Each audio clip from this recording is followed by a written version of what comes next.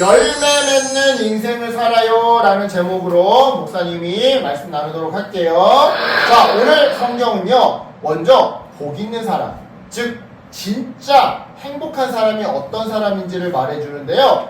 아까 읽었던, 우리가 방금 전에 읽었던 시편 1편 1절은요 우리에게 아주 중요한 단어들을 알려줘요. 바로 따르다, 따르다, 그리고 서다, 그리고 앉는다. 자, 보세요. 처음에는요 친구들이 하는 나쁜 행동을 그냥 따라서 해요. 친구들이 하니까 나도 한번 약 올려볼까? 이 정도는 괜찮겠지? 이 정도로 약 올리고 조롱을 해도 괜찮겠지? 친구들도 다 하니까. 그러다가 아주 그 길에 들어서게 되는 거야. 즉, 그 행동이 점점 익숙해진다 이 말이에요. 처음에는 내가 같이 애들이 약 올린다고 나도 같이 약 올려도 되나? 이랬던 애가 이제는 어떻게 해? 같이 약 올려. 그치? 익숙해지게 되는 거야. 처음에는 불편했던 말, 불편했던 행동이 점점 아무렇지 않게 되는 것을 가리켜 그 길에 들어섰다라고 표현해요. 보니까 1단계, 야, 저 애 진짜 웃기지 않냐? 이거 좀 이상한데, 이거 약 올리는 말 같은데? 불편해. 근데 점점 익숙해지는 거야. 야, 그냥 재미로 하는 거야. 재미로 약 올리는 거야. 점점 익숙해져. 그러다가 이제 아무렇지 않게, 야, 진짜 웃기다니까? 이게 바로 그 길에 들어서다라는 표현의 의미예요. 자, 그런 다음에는 아주 그 자리에 이제 눌러앉게 되는 거야. 다시 말해서 이제는 그 약 올리는 생각이 내 생각이 되고 그 약 올리는 태도가 그게 내 태도가 되면서 버릇이 돼버리는 거지. 여러분, 이처럼 눌러앉게 돼버리면요, 즉 습관이 되면요, 이제는 하나님이 싫어하시는 것을 보면서도 알면서도 더 이상 내 마음이 불편하지 않게 돼. 즉 친구들의 나쁜 행동이 나의 나쁜 습관으로 완전 굳어버리게 되는 것이죠. 그래서 여러분, 죄는요 처음부터 엄청 무서운 모습으로 다가오지 않아요. 누가 봐도 저건 죄야. 무서워. 죄 짓지 말아야지. 이렇게 다가오지 않아요. 그냥 재미처럼, 장난처럼, 분위기처럼 다가올 때가 많죠. 다들 하는데 뭐 나만 안 하면 이상하잖아. 이번 한 번은 괜찮을 거야. 그래서 복 있는 사람은요 아무 길이나 따라가지 않아요. 아무 공간에나 들어가지 않아요. 아무 자리에나 앉지 않아요. 친구들이 한다고 따라하지 않아요. 친구들이 들어간다고 같이 따라 들어가지 않아요. 친구들이 앉아있다고 똑같이 앉아있지 않아요. 어떤 사람은 복 있는 사람.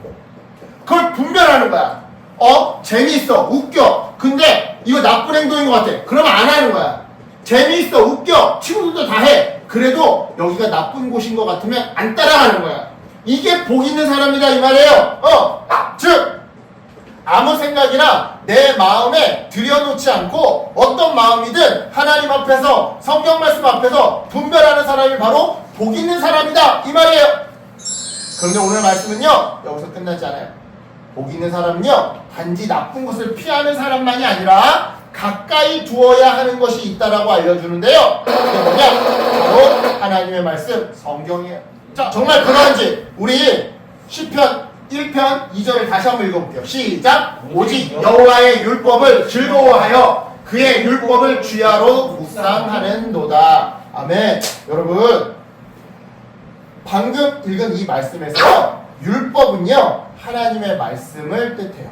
즉, 복 있는 사람은 하나님의 말씀을 억지로 듣는 사람이 아니라 즐겁게 듣고 또 어떻게 하는 거예요?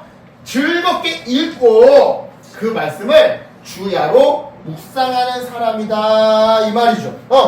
이때 여러분, 여기서 이 묵상이라는 것은요 단순히 성경을 많이 읽는 것만을 의미하지 않아요. 말씀을 내 마음에 오래 품고 생각하는 것을 의미하죠. 예를 들어볼게요. 말씀에서 정직하라 라는 구절을 읽었어요. 그러면 시험을 볼 때, 숙제를 할 때, 게임을 할 때 그 말씀을 떠올리는 거야.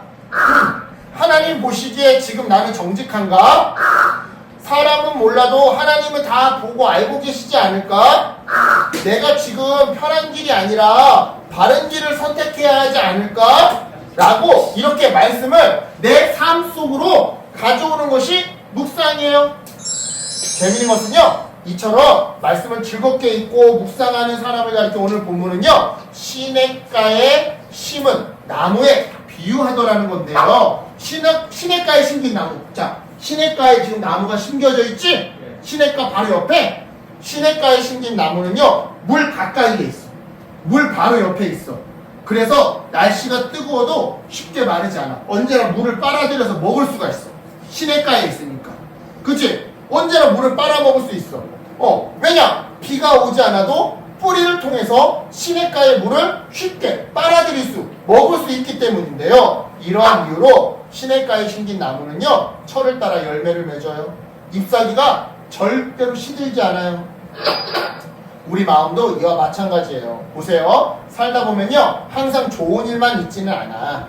친구 관계가 힘들 때가 있어. 친구랑 싸울 때가 있어. 친구가 속상하게 할 때가 있어. 친구가 계단에서 밀 때가 있어. 친구가 나보다 키 작지 그러면서 야구릴 때가 있어. 친구가 너는 나보다 키 작고 힘 약하지 그러면서 장난감 뺏어갈 때가 있어. 친구 관계가 어려울 때가 있어. 또 공부가 마음처럼 안 될 때가 있어. 부모님께 혼나서 속상할 때도 있고, 내 마음대로 게임이나 일이 잘 되지 않아서 속상할 때가 있어요. 바로 그때 무엇이 우리를 붙들어준다? 인기가? 성적이? 게임이? 친구들의 인정이? 아니에요. 물론 그것들이 우리를 잠깐 즐겁게 해줄 수는 있어. 하지만 그것만으로 우리의 마음이 깊이 살아날 수는 없어요. 왜냐? 그것들은 시냇물이 아니야. 시냇물이 아니야. 그렇다면 우리를 살아나게 하는 진짜 영혼의 시냇물은 뭐냐? 바로 성경 말씀이에요.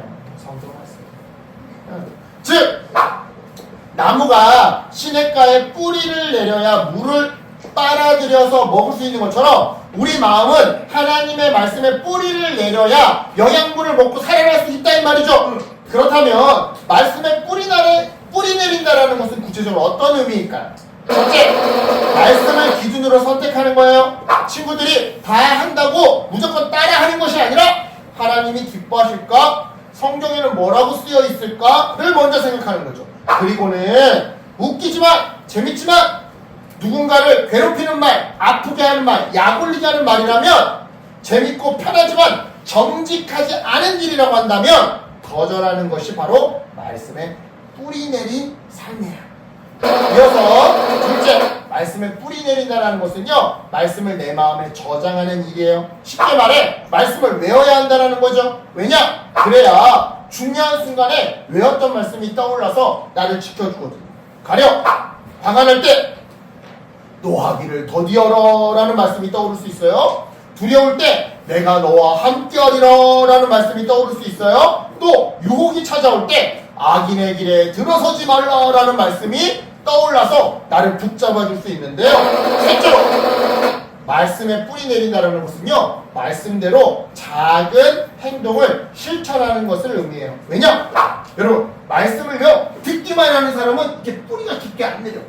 근데 말씀을 들었어. 들은 대로 사는 거야. 기도도 하고 사랑도 하고 순종도 하고 정직하게 행동하는 거야. 그러면 뿌리가 깊게 내려. 뿌리가 깊게.